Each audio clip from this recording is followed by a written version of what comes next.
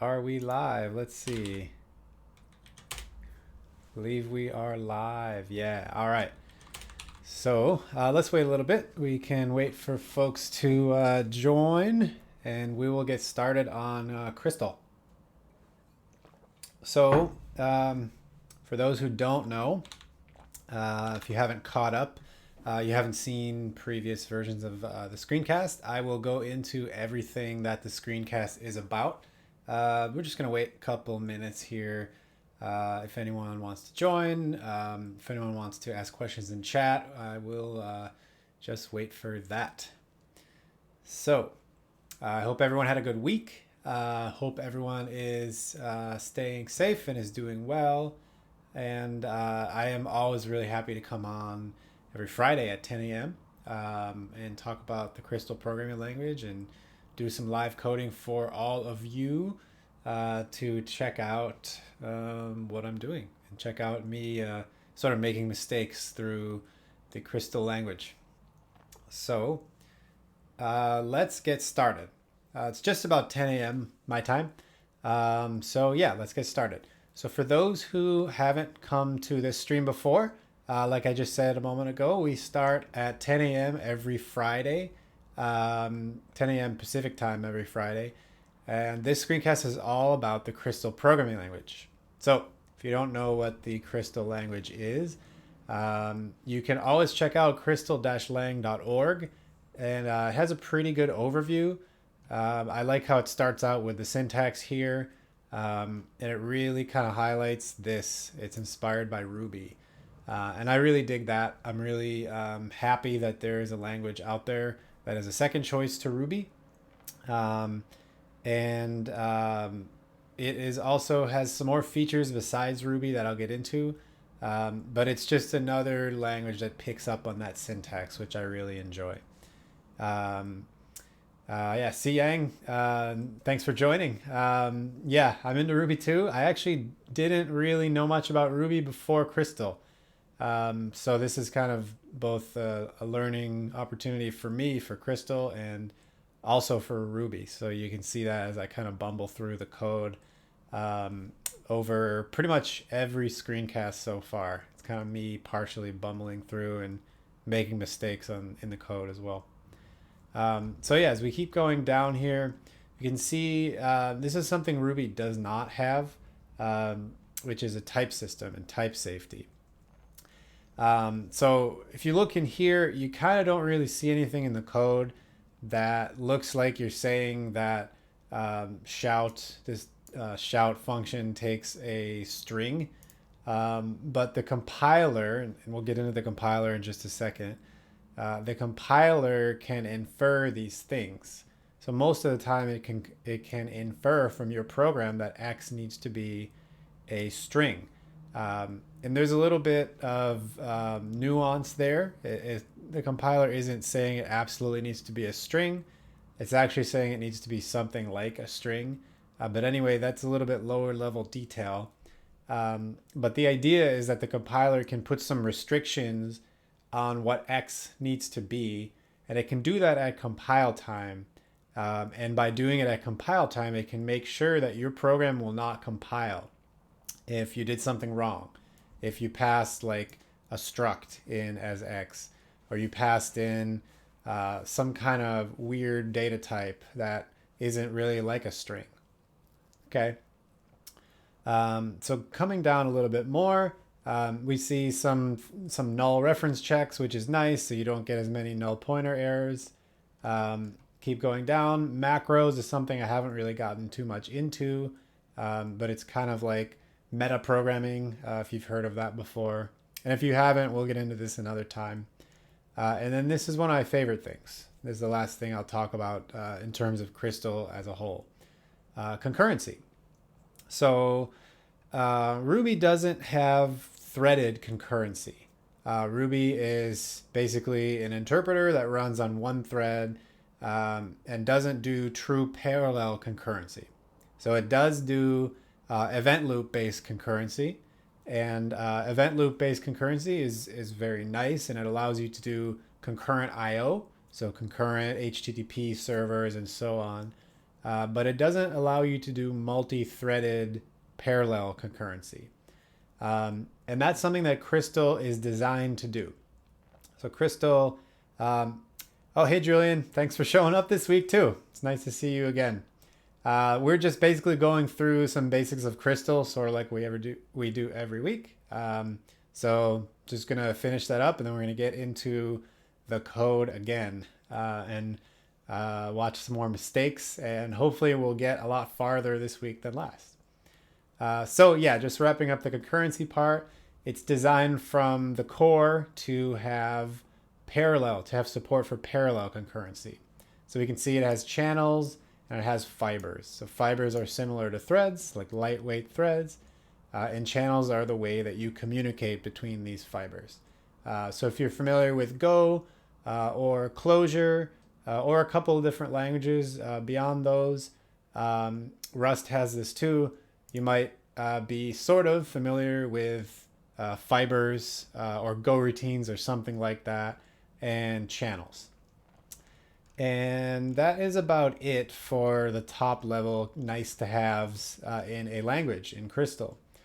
So I picked up Crystal because I had been big into Go, and because I was big into Go, I was looking for another language that was compiled and had compile time safety measures, like up here, null reference checks, and also a type system, and so on. So what we've been doing in the Crystal Fridays screencasts is building out a documentation server for Crystal. So in general, we usually go and follow some live coding through a project. So at the early, maybe starting about 4 live coding sessions ago, we started on this project. Before then, we built kind of a sample project using Crystal, and it was basically like a database. Hey, B. Kettleson, thanks for joining. So yeah, we built kind of a mini database, and that kind of helped us get our feet wet with Crystal. And now we've kind of moved on to a real, quote unquote, real project called Crystal Docs. And so this is a real project, as I quoted, not because it has a great README, as you can see, there's a lot of to-dos in there, but because this is an actual project that may be useful to the Crystal community. And I say that it may be useful because I had a discussion maybe a month ago or so, with some of the Crystal core team, and they were interested in having some more support for publicly facing documentation for Crystal dependencies, which are called shards, and having that documentation on the public internet. So we talked back and forth, and one of the sort of to-dos that came out of that discussion was Crystal Docs. So let's head over to the code. I'll make this a little bigger. Head over into VS Code, and we don't need that. And we do need this. So last week, we had tons and tons of trouble with Git cloning. So the first thing that we need to do is Git clone. So we need to check out whatever code comes in. So if you request the Crystal Docs for a shard, let's take one of the shards that the Crystal Docs server itself uses. So we're going to take the database that we use. So let's say you request the docs for a shard codestake/newmite. So going back to the code, if you request that shard, we are going to go into this route in our server. So it's going to be a get, and then it's going to be /codestake/newmite. So codestake, if you didn't see last week, codestake is by far the best GitHub repository name out there. So definitely check that out. But anyway, I digress. So it will be codestake/newmite. We're going to go in and do some sort of housekeeping here. And basically down here, then we're going to say, all right, we need to go to GitHub and we need to somehow check out or get the code for github.com/codestake/newmite. So the place that we left off last week was we're trying to git clone that. So when we did git clone, we had a ton of issues figuring out what shell to use and what the environment for that shell was supposed to be. We actually did not fix that. We never figured it out. And at the end of that screencast last week, I thought to myself out loud, maybe we shouldn't deal with doing a git clone. Maybe we should just download the zip for that repository. And that was what made this comment possible. I just said, just download the freaking zip. So that's what we're going to do. We're going to go and we're going to start off by downloading just master, the master branch, the zip file for the master branch. All right.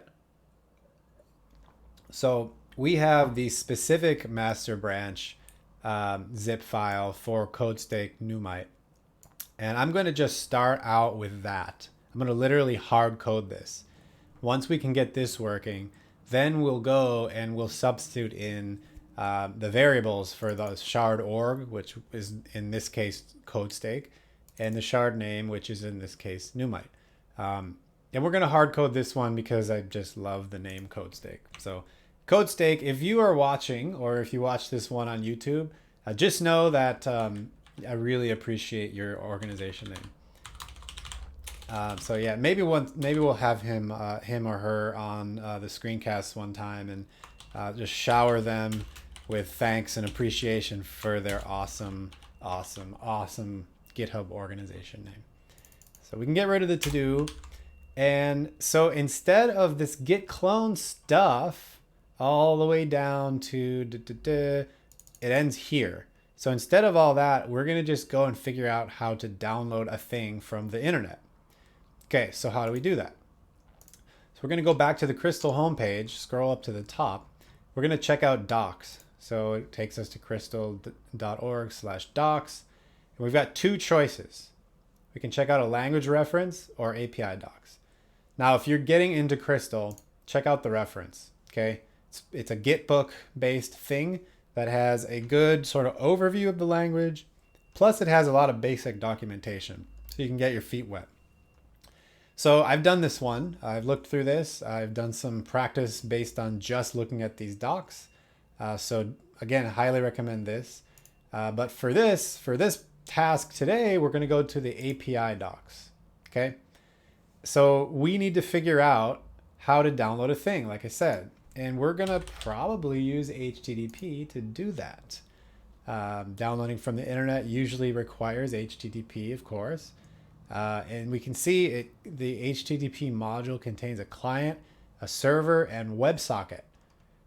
So I'm going to guess we need a client. I don't think we need WebSocket. And it looks like we do an HTTP client.get and we pass in the URL. And we get a status code and a body. And then it looks like the body has lines in it. I don't really know what that's all about. And then we can get the first line. We can probably get all the other lines. And generally in Crystal, when you see a body, a variable, or something that is data, and so the data in this case is called body. In a lot of other cases, it's called body as well. Generally speaking, these are an IO type. So we'll look to verify this, but this is a good thing to remember. Generally speaking, the data that comes back from some IO is an IO type. So the IO type is a base class that a lot of other things implement, but generally speaking, any of the implementations of IO implement a to_s method. Okay, and that's kind of quote unquote where the money's made.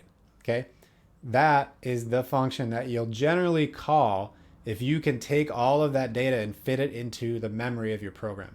There's other ways to do it, like you can stream it out to another IO or a file or something. But generally speaking, to_s is a great place to start, and that's exactly where I'm going to start too. So without a block, an HTTP response is returned, and the response's body is available as a string by invoking client response body. So let's go to the response. Let's see what we got. Body IO. We've got a method called body, and this method called body will probably return it returns a string itself. Body IO returns an IO. So in this case, they make it even easier. So they provide convenience methods to get that string out from the IO. All right, and then they have a body question mark, and that returns maybe a string.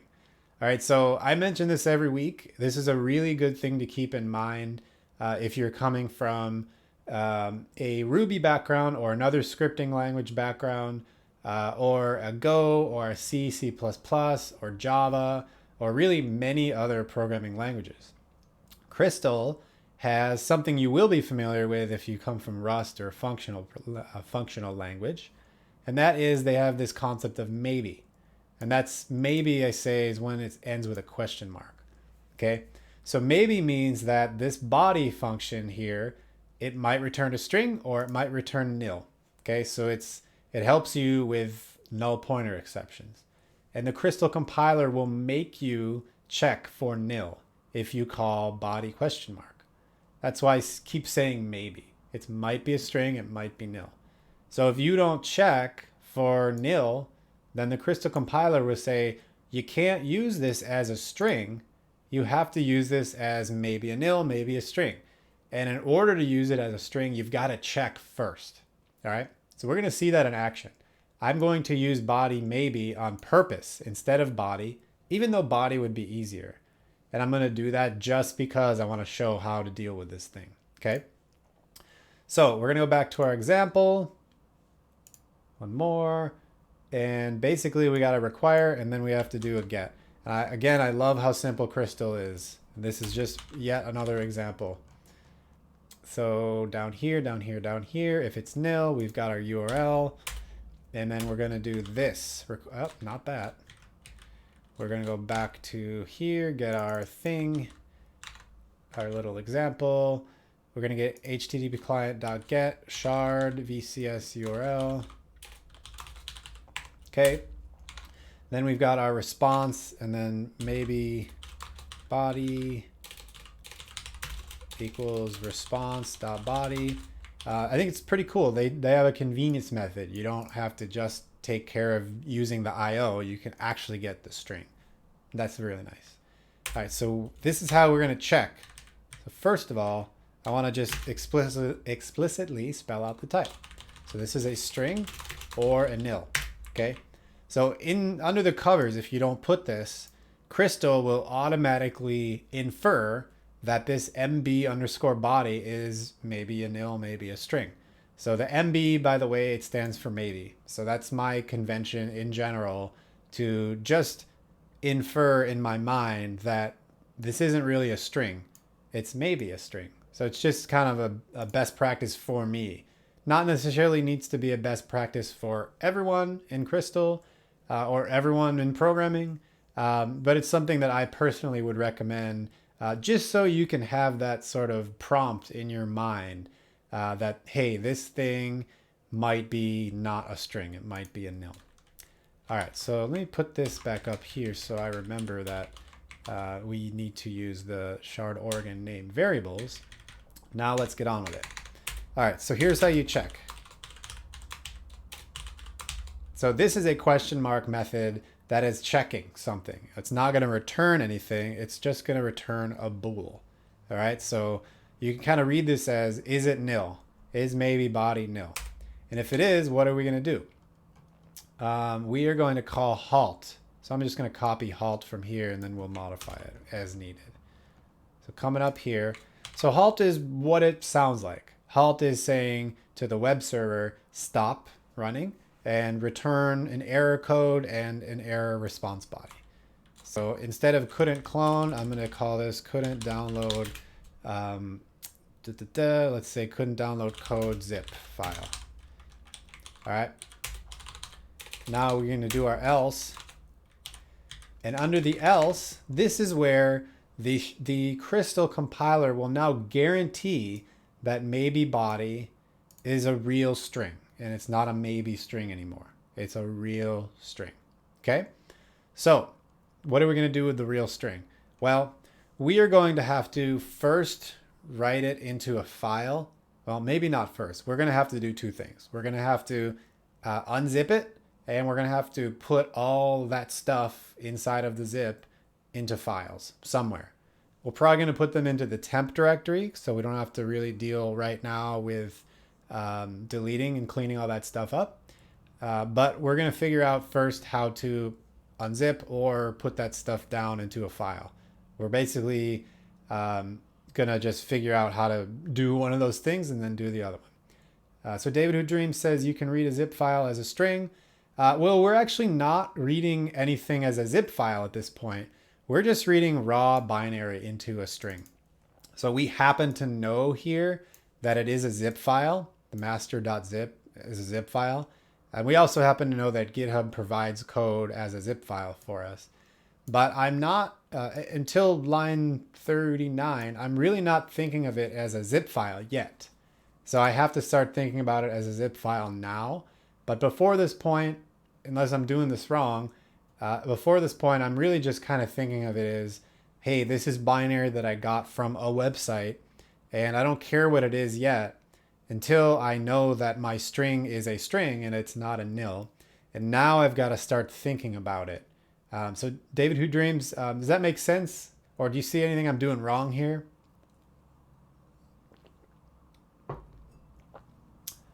Yeah, all right, David Who Dreams, give it some thought. I'm going to keep going and just put in chat if you think of something else, all right? So I am going to start checking out how to do zip files first. And if I can't figure that out, then we're going to look into putting stuff into a file. And we can probably just use unzip, the command line utility, to deal with unzipping it on disk instead of in memory. All right. So we're going to go back to our trusty search box in the Crystal API docs. Just going to search for zip. Readers and writers of the zip format described at pkware site. We have a zip file. It can read entries from a file or from an IO memory and provides random read access. Or we can read zip entries sequentially from any IO. So that is interesting. So going back to here, remember that response.body returns a string, but there is a response.io. It was something like IO, but whatever it was called, it returned an IO. So we might want to go back and do that. But before we do that, let's read a little bit more about zip files. So we are going to go check out zip reader.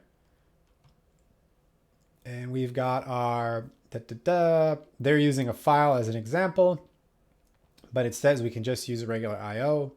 So we've got zip reader.open, pass in the IO. We do zip each entry, do entry, blah, blah, blah. We can go through each entry or file in the zip file. And then it looks like they are just printing stuff out. But we can probably put all that stuff into an array or a list in Crystal. We can even call each entry. That's going to give us each entry in the zip file and just shove each of those entries into an array. Okay, yeah, and that's what they're doing in the example as well. So let's do that. Let's at least go down this path.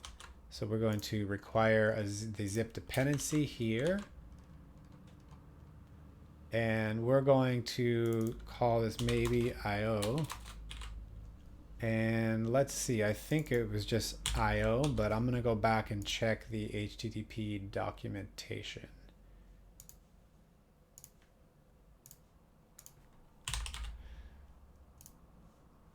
Client, it returns a response. Going down here, there we go, body underscore IO. So we are going to call body underscore IO. And just remember, like I mentioned, this is maybe an IO or a nil. Okay. And let me go back here. I don't remember if I need to import IO. I think IO is built in and I don't need to call require. So I'm just going to assume that we don't have to call require. Or I'm sorry, we don't have to require the IO library. So let's go back to our zip docs, and we're going to do zip reader.open.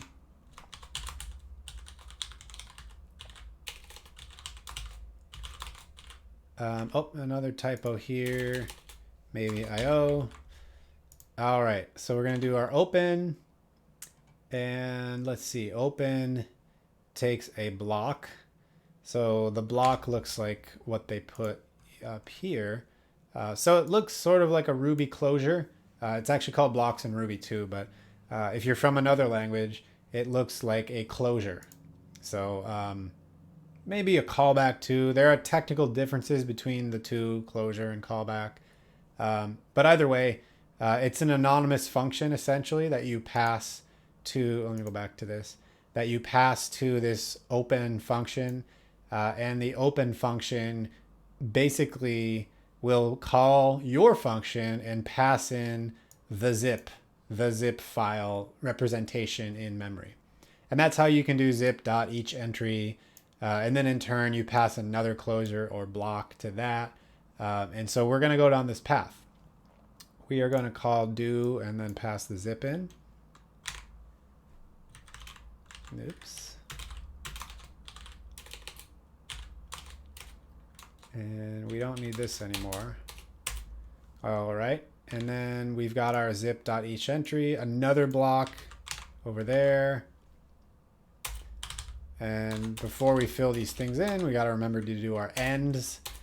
So yeah, another thing I like about Crystal, you don't have squigglies. You can, but sort of out of the box, you don't have to do squigglies. That's nice. I don't know, it reads a little easier in my head just to put do and end. But yeah, to each their own, of course.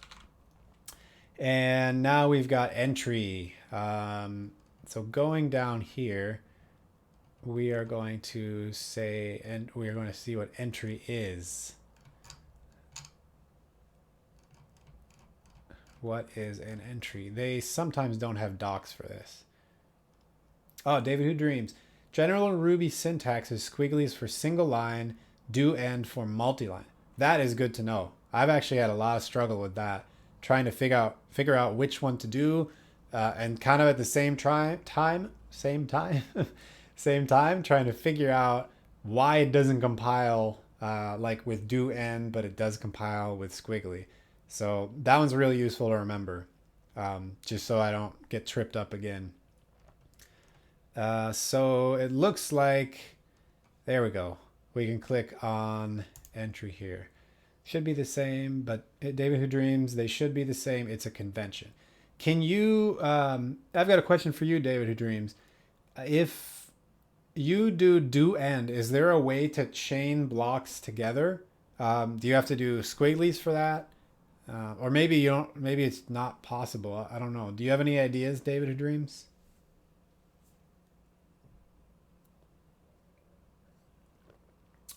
Yeah, let me know what you think. So yeah, so inside of our do, the inner do, the zip.each entry that we're passing that block to, we're getting this thing called an entry. So an entry, I guess, looks like this.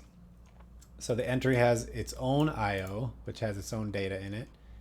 And that looks like the only thing. Well, that's interesting.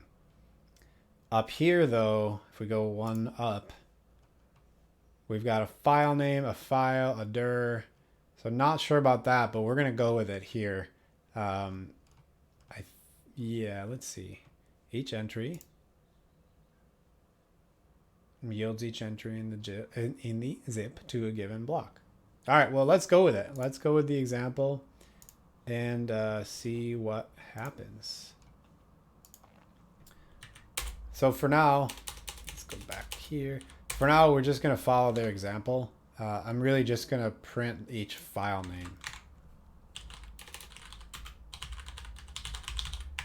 And that's pretty much it. Long term, we're going to have to put those entries into a list or something so that we can get ready to put them into the database and so on. But for now, I'm not going to do that. I'm literally just going to print them out and we can just test stuff out here. And for the rest of the stuff, I am going to just comment literally everything else for now. All the way down to, oh, we don't need to comment that out. It's already commented. And we're going to comment all this stuff to all the way down to there. All right. David Who Dreams, you can chain do end like this. So you would call x.map do x. Let me just type out what you said here in a little buffer. So we've got do x.map do y, and then print y. Oh, and then we can do n.map. Interesting. Okay. Okay. And then so in n.map, we do a squiggly.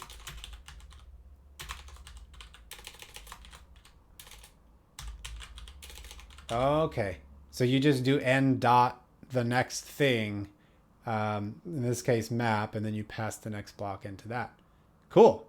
Thank you, David Who Dreams. That is, yeah, that's really good for me to remember. Cool. Alrighty. So actually, yeah, I actually have a functional library that I was trying to build in the last project, in that little basic server and database that we were building. And this will come in handy there. So thank you. So let's go back. Let's run our server, and let's try to call this function. I mean, this HTTP route. Let's see what happens. Crystal run main, and there we go. Localhost 3000. We're going to open up a new tab, and we've got to put a specific path in there. Really can be anything, because remember, we're just straight up hard coding the thing here. So we are gonna go and just do, it's gonna be a get slash a thing slash another thing. So I'm just gonna put my favorite GitHub org in there. Okay, that's what we expected the HTTP output to be, because we come down here and we just have this. No dot, oh, well, maybe not. Where is it saying couldn't download? Couldn't download code zip file. Where are we saying that? There it is. Couldn't download code zip file. All right, so it's nil. Why is that? It is nil, body IO. So I think it's time to check the body status code and maybe response body. Let's go back to our HTTP here. Client, status code, and then we'll just check out the body lines as well.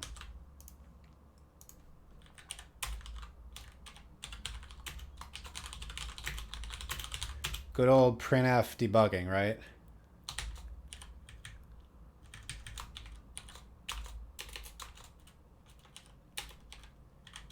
And then we're going to put s response.body.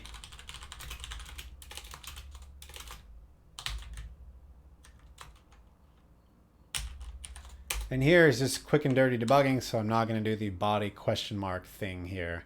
Just going to straight up go for the response.body. Okay.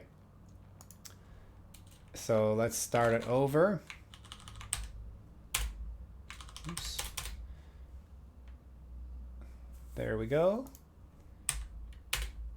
Okay, couldn't download. You are being redirected. All right, well, that's expected, I guess. So we've got to figure out how to follow redirects. We're going to do, we got a get here, reusing connection, encoding, constructors, class method, get. Can we follow redirects?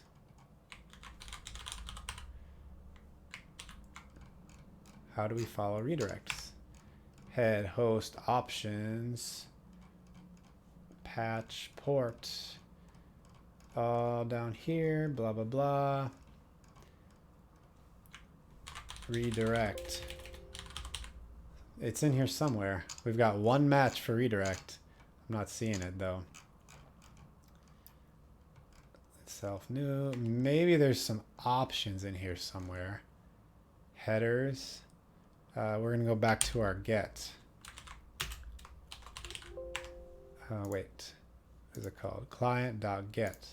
So that would be under class methods. So we're passing a URL. We're not passing in headers. We're not passing in a body. We're not passing in a TLS context. Let's go and do some Googling. I think that's our good next step.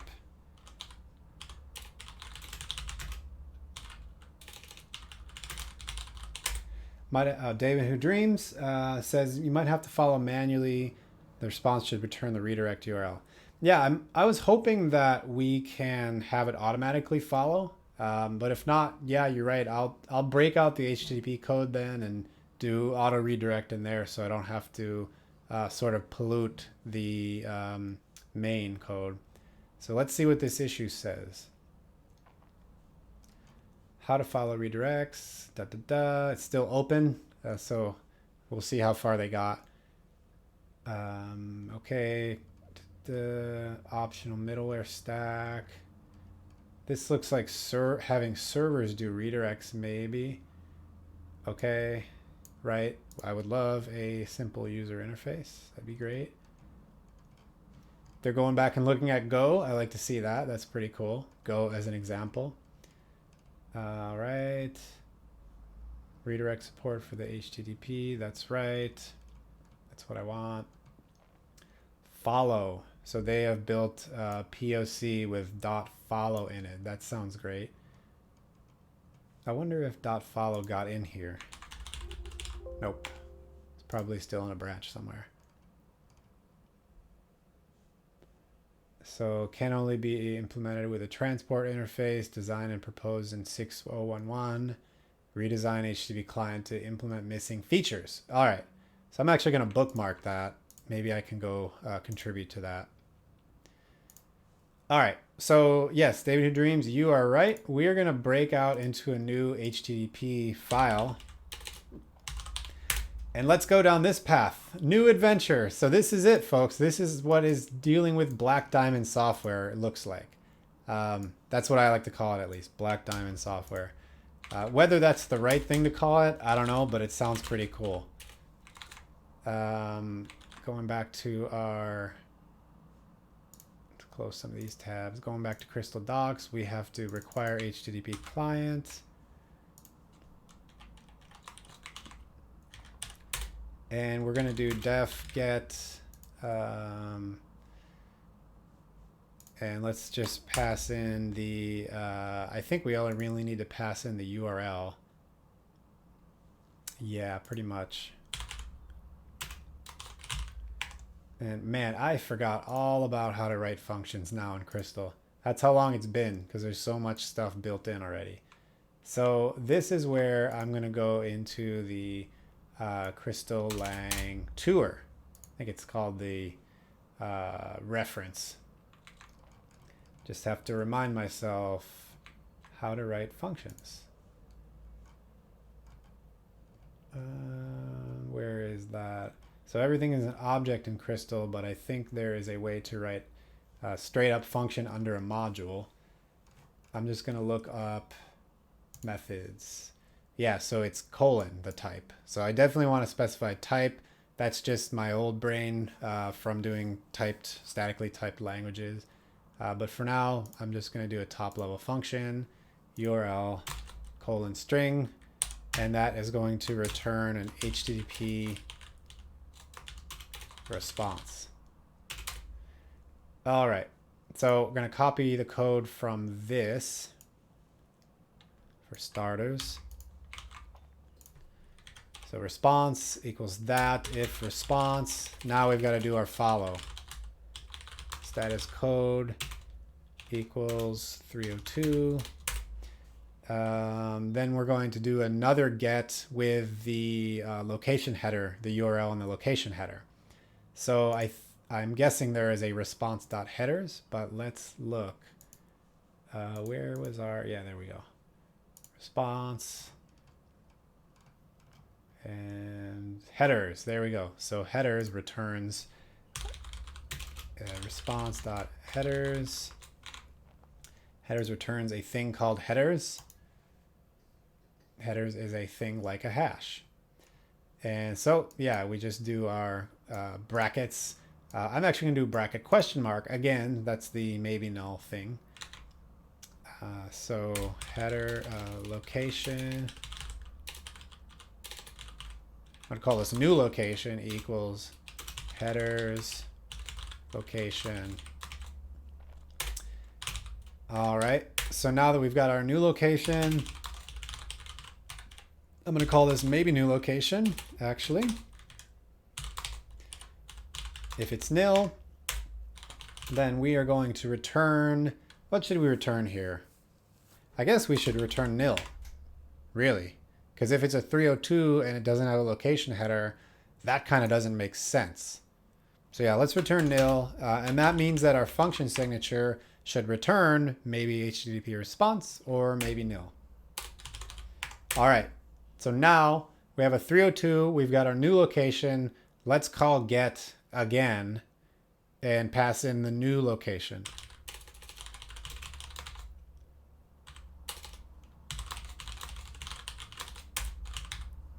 Okay.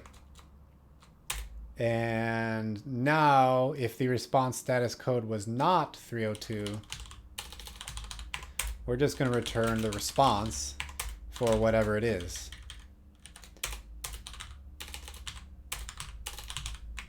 So I always forget how modules work because they work differently in Go and the other languages that I sort of write other times during the week. So I think get, if I just straight up call get from inside of the module in this Crystal Docs file, I think it will work, but let's see. Let's go down this path and let's see.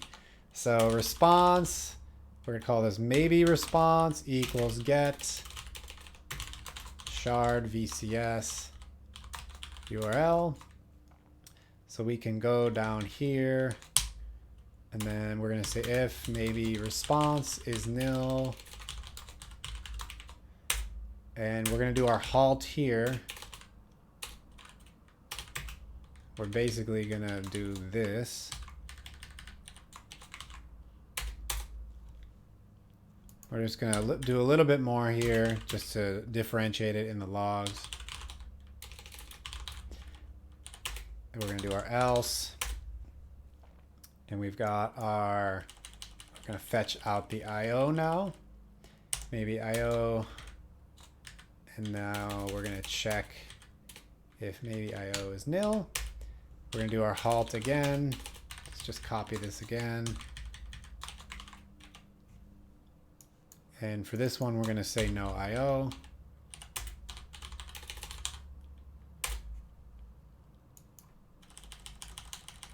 And we've got our zip opener, zip reader.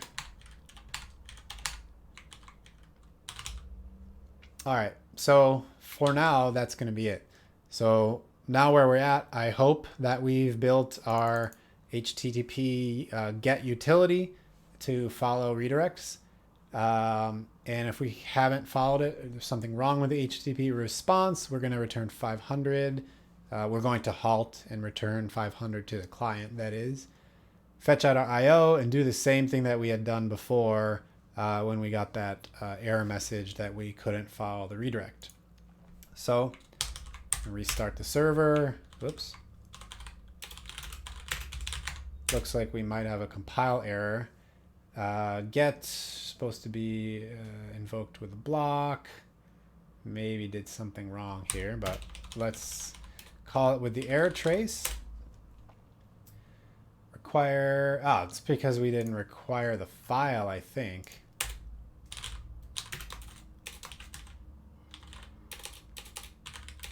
http.cr. Can't type. All right, let's try this now. Please. Nope. So I think that it is calling a different get, maybe. I think. Def get. Oh, the problem is this. Oh boy. Yeah, so I have named this function. I think the problem is I've named this function the same thing as this, which is a macro. So I'm going to call get, actually I'm going to put this into a module. I think this would be the better way to go. So now I can call http : get. Now this might be reaching to the limits of my crystal knowledge. So let's see what happens. Expecting const not get. I think I know how to fix this. Where are we? Oh, David Who Dreams, http.get. All right. Thank you. I always forget. So I think : is for objects, and then dot would be for modules, maybe. Maybe.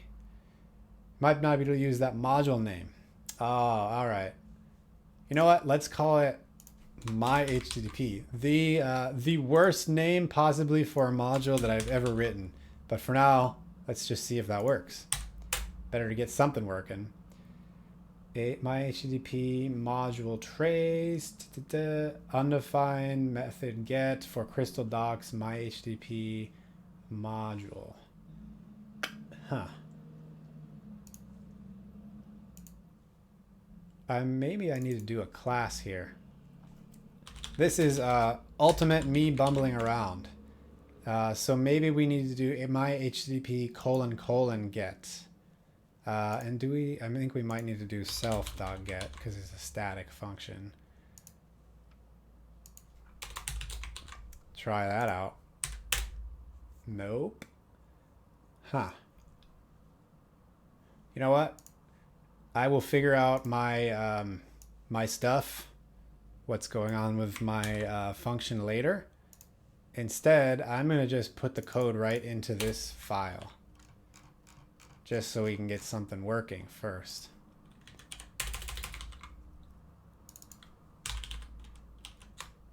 Just call it http _get.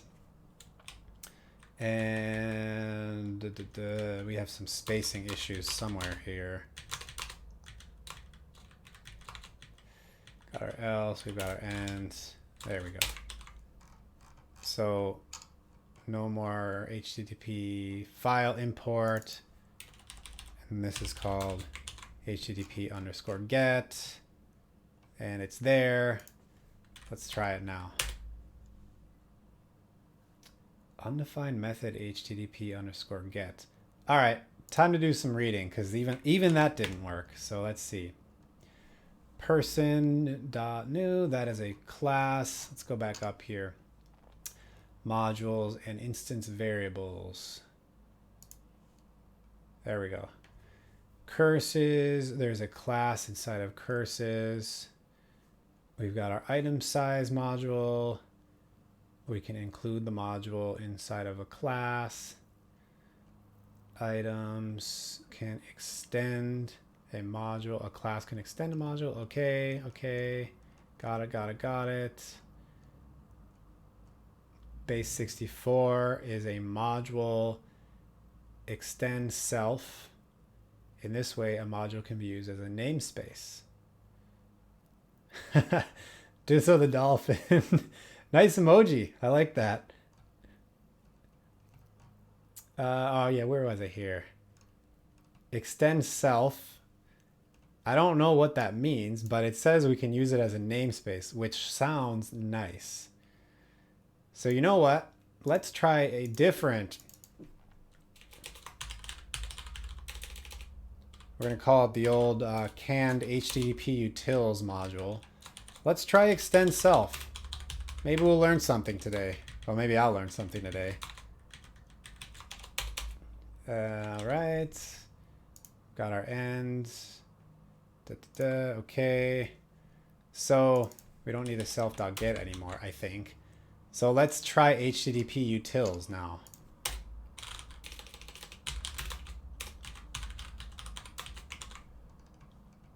And right here, in theory, that should work. Now let's see what their syntax is all about. So they have a base 64 module and they call dot and then the function name. All right.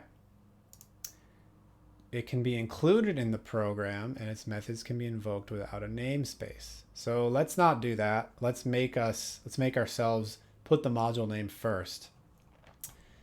And let's try this. Cross your fingers.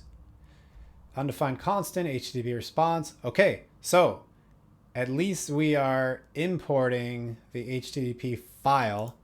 And now inside of here, we have to require HTTP so that we can get to the HTTP response, I think. We might need to require HTTP response. Yeah, I think. Let's try this. Can't find file, HTTP response. Let's see what we're doing wrong there. So heading back up to HTTP here.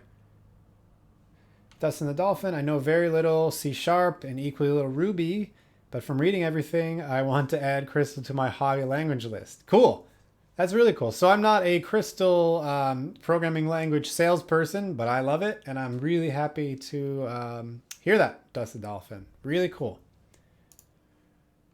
And yeah, actually, as you learn, feel free to ask questions in here, or probably you learn more about Crystal than I do. Suggestions too, just like David Who Dreams. That would be much appreciated. We're kind of all learning together here. So, where were we? Okay, yeah, so we need to figure out how to import something or require something to get a hold of HTTP responses. So coming down here, I remember I saw an HTTP response somewhere in here. It's actually inside of client. Inside of the client. HTTP client response. That's the thing. All right. So HTTP client response. We probably don't need this because that's not even a thing according to the compiler. Perfect. Okay, so we're calling it properly, I believe. And inside of the HTTP function on line 7, there's no such thing as shard VCS URL. Okay, I love that failure. I love that compiler error because now we're actually calling the thing. The Crystal compiler can find it and we're calling it. So big hooray for that. So we can pass in now the URL that's passed to the get function. Okay. Method must return response or nil, but it's returning nil.class. That's right. It is. So this is the class. I believe this is the instance. This is a static instance of the class. Undefined local variable or method response for Crystal Docs module. Okay. I know what that's all about too. That is because it's not response anymore. It's maybe response. So this is kind of the thing, is me sort of prompting myself to remember, using this name, prompting myself to remember, hey, it's not a response anymore. Now it's only maybe response. It might not actually be a response because it might be nil. So let's go back in. Is our refactoring complete? It is. All right. So let's see if we can follow the redirect now. Okay, we got somewhere here. It says no IO. So, all right, we got past this right here, but we didn't get past this. Okay, so let's start printing out details of the response again now.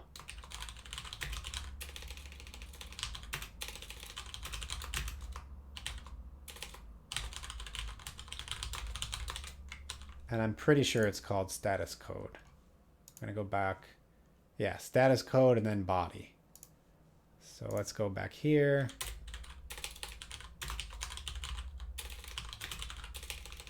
Response, body is response. Response, body, can't type. Now let's see what we got.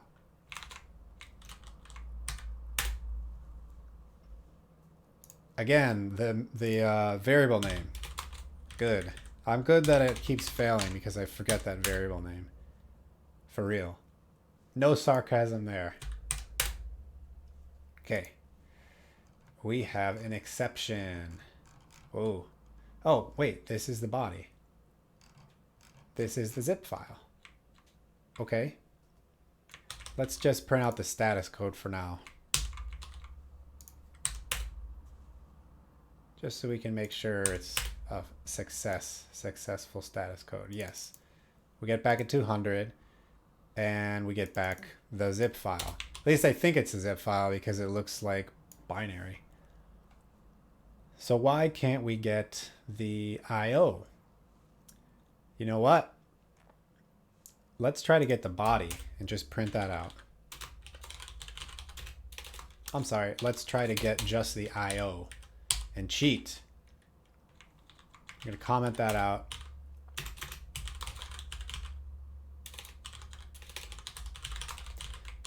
Now this is actually a common thing I've seen too, is that oftentimes when you're trying to get data, there is one function that doesn't have the question mark and then the same name that does have the question mark.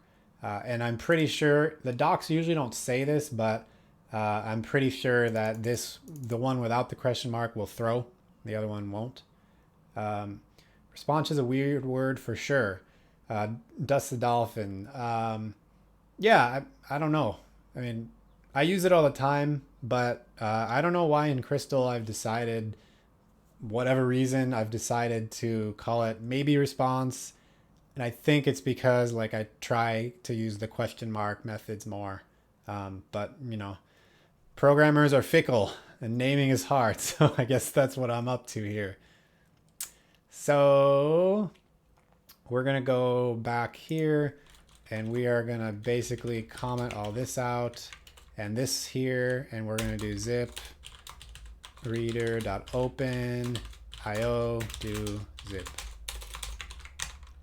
We're going to de-indent that. Oh, and then I think we've got to remove an end here. There we go.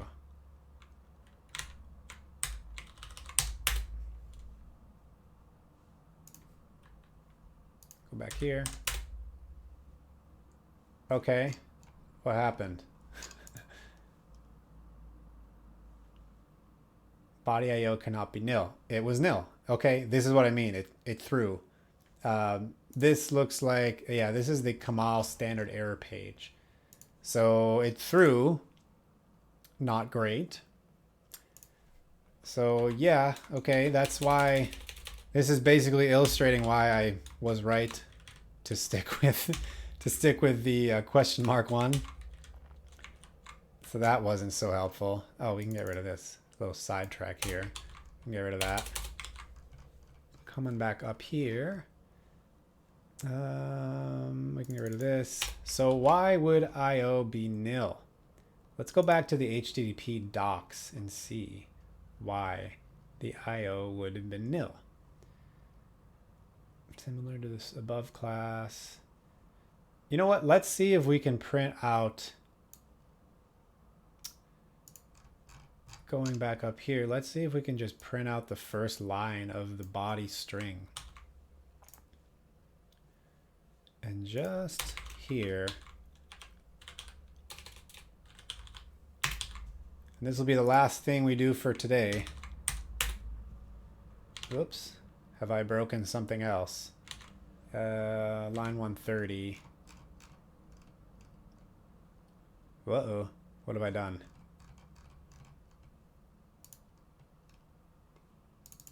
Oh, this is what I've done. Blah, maybe response. Yet again, maybe response. Last one. I'll bet this will fail. Yeah, it's printing something out. So, all right. Made some progress this week. We're no longer Git cloning, so we can actually download something now. Now it's just a matter of making sure we can actually get that binary out into an IO so we can unzip it with Crystal's zip library. So we're going to cut it off there. We're going to stop there. Check out the repo. So it is at GitHub/Crystal Docs. I will commit everything that we did today up into this repo with awesome commit messages like more. So you can enjoy those that mean nothing. So check that out. This will be up on YouTube. You can go to my site, /about. Scroll down to Crystal Fridays. There's a link here to on YouTube. I got this fancy new gadget for streaming, so we are going to try posting the links to all of my stuff on the internet. It looked like it worked in the chat. So that's like my GitHub, my Twitter, my site, my blog under dev.to. Got a blog on my site too. So go out on the internet, enjoy all the stuff that I do. Follow me on Twitter, follow me on GitHub, follow me on dev.to, follow me wherever you want. And the very last thing I want to mention is my coworker and friend Eric. Eric.dev is going to be twitching, to be streaming, I think, in a few minutes. He's streaming lately about Minecraft. So if you're into Minecraft, or you're into gaming, or you're into scripting games, go check him out. It should be really cool. I know last week was super cool. So that's it for today. I will see you next week. Same time, same place. And Eric.dev, he's been doing a lot of IoT stuff on other days too. So yeah, check this channel out. It's a really cool channel. He's done some robotics stuff. He's done some stuff with the Rust programming language, another awesome language if you're up for learning a second language, and more. So definitely check him out. He's a really cool guy too. So next week, same time, same place. We're going to continue with Crystal Docs. We'll make more progress next week. We're inching towards something that's working. All right, everybody, stay safe. Enjoy your weekend, and I'll see you next Friday.